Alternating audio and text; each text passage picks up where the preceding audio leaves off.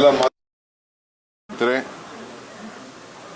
ನಾಡಿನ ಜನತೆಗೆ 7.5 ಕೋಟಿ ಜನತೆಗೆ ಮತ್ತು ಭಾರತದ ಎಲ್ಲ ನಾಗರಿಕರಿಗೆ ಈ ಶುಭ ಸಂದರ್ಭದಲ್ಲಿ ತಮ್ಮ ಮುಖಾಂತರ ನಾನು ಹೃದಯಪೂರ್ವಕವಾದಂಥ ಶುಭಾಶಯನ ತಲುಪಿಸ್ತಾ ಇದ್ದೇನೆ.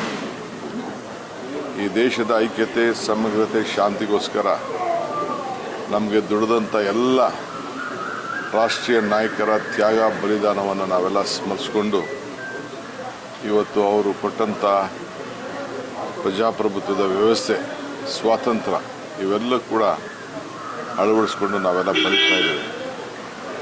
ಇಂದಿನ ಸಂದರ್ಭದಲ್ಲಿ ಪ್ರಪ್ರಥಮವಾಗಿ ನಾನು ಈ ರಾಜ್ಯದ ಮುಖ್ಯಮಂತ್ರಿಯಾಗಿ, ಜನರ ಒಬ್ಬ ಸೇವಕನಾಗಿ ಇವತ್ತು ಈ ರಾಷ್ಟ್ರಧ್ವಜವನ್ನು ರಾಜ್ಯದ ಜನತೆಯ ಪರವಾಗಿ ಆಚರಿಸಲು ಸಿಕ್ಕಿರೋದು ನಮ್ಮೆಲ್ಲರ ಭಾಗ್ಯ.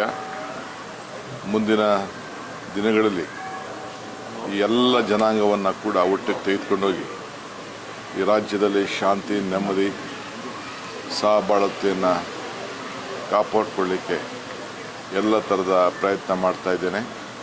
ನೀವೆಲ್ಲರೂ ಕೂಡ ಪುಟಾಣಿ ಮಕ್ಕಳಿಂದ ಹಿಡಿದು ಹಿರಿಯರವರು ಕೂಡ, ಮಠಾಧೀಶರಿಂದ ಹಿಡಿದು ಎಲ್ಲ ಅಧಿಕಾರಿಗಳು, ನಮ್ಮ ರಕ್ಷಣೆಯನ್ನು ಮಾಡ್ತಾ ಇರೋಂಥ ಎಲ್ಲ ನನ್ನ ಸೈನಿಕ ಬಂಧುಗಳು, ಕಾರ್ಮಿಕರು, ರೈತರು, ಎಲ್ಲ ವರ್ಗದವರು ಕೂಡ ಈ ಸಂಭ್ರಮವನ್ನು ಆಚರಣೆ ಮಾಡಿ ಈ ದೇಶಕ್ಕೆ ಶಾಂತಿಯನ್ನು ಮೂಡಿಸಬೇಕು ಅಂಥೇಳಿ ನಾನು ಪ್ರಾರ್ಥನೆ ಮಾಡ್ತಾಯಿದ್ದೀನಿ. ಜೈ ಹಿಂದ್, ಜೈ ಕರ್ನಾಟಕ.